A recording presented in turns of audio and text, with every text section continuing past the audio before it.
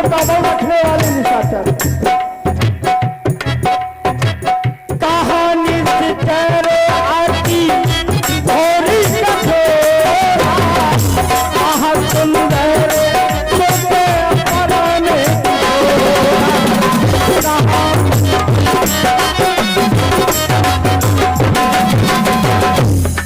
आपने कहा आलो जो समेत देव लगना था राम को मांगा नाम तो राम के विषय में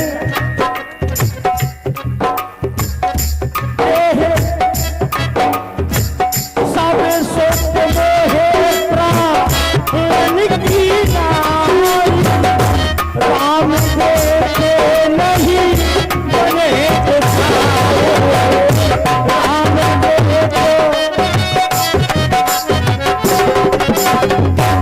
राम को नहीं दे सकते दीनानाथ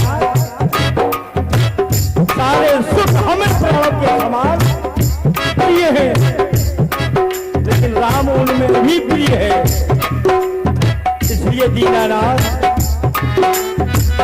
आप पति को मांगो अरे आप धन मांग लो और धन का अभाव है आप पति को मांगो आप पुर को मांगो लेकिन मुनि दुलारे नवाबो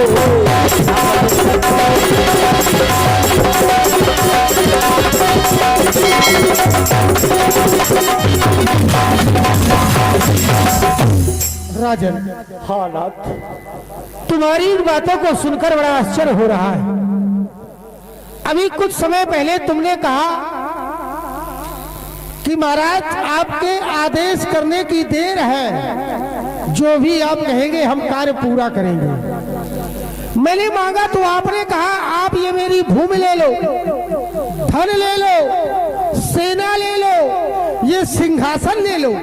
राजन वैसे एक बात हम बताएं, ये सेना, ये भूमि, ये राजकोष, ये सिंहासन सब हमारा है, तुम्हारा नहीं है। सत्य है दीनानाथ। अगर तुम ये सोच रहे हो कि ये हमारा है तो ये तुम्हारा नहीं है। कारण आपने ये विचार किया कि महाराज विश्वामित्र जी को राज सिंहासन पर क्यों बिठाया गया। गुरु पीठाधीश वशिष्ठ महाराज यहाँ रहते, कभी किसी को नहीं बिठाया गया।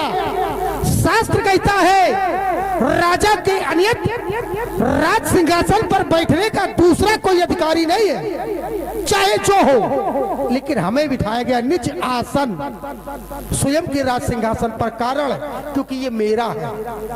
महाराज हरिश्चंद्र से मैं ये सब कुछ ले चुका था, फिर मैंने महाराज हरिश्चंद्र को सौंपा है और सौंपी हुई वस्तु पे देने वाले का अधिकार होता है। महाराज हरिश्चंद्र ने मुझे दान किया और दान की हुई वस्तु पर कभी देने वाले का अधिकार नहीं होता।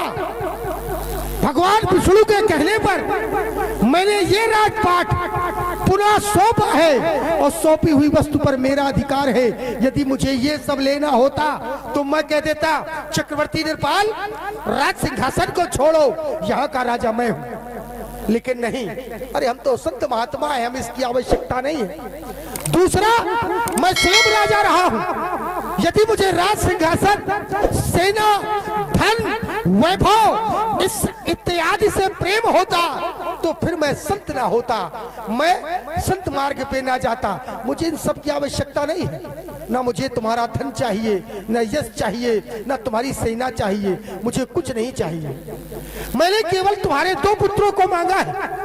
विचार करो, तुम्हें एक भी संतान नहीं थी, आज तुम हमसे कह रहे हो सत सहस्त्र वर्षाणी जातस्य मम कौशिका। तुम कह रहे हो हे कौशिक मुनि 60,000 वर्ष की अवस्था में पुत्र पाए हैं। कैसे पाए हैं? यज्ञ से। यज्ञ करवाया किसने है? एक संत ने, एक महात्मा के द्वारा यज्ञ कराया गया। यज्ञ से तुम्हें पुत्र प्राप्त हुए और आज वही यज्ञ विध्वंस किया जा रहा है, तो क्या तुम्हारा कर्तव्य नहीं बनता? क्या उन पुत्रों का यह अधिकार नहीं है कि जो यज्ञ विध्वंस किया जा रहा है उस यज्ञ की रक्षा की जाए? एक दृष्टि से देखा जाए तो यज्ञ भी तुम्हारे पुत्रों के पिता है, पिता 5 होते हैं। तुम केवल पालन करने वाले पिता हो। यदि कोई ये कहे आखिर आप कैसे पिता है, तो केवल आप पालन करने वाले पिता हैं। और यज्ञ भी एक पिता है, क्योंकि यज्ञ से वो उत्पन्न है। और एक पिता कष्ट में है तो पुत्र का कर्तव्य बनता है कि अपने पिता का कष्ट दूर करे। मैं तुमसे, तुम्हारे 4 पुत्र हैं, 2 मांगने आया हूं, 2 तुम्हारे पास रहेंगे। ऐसा नहीं है कि तुम्हारे पास पुत्र नहीं रहेंगे, 2 पुत्र तुम्हारे पास रहेंगे। हमें केवल 2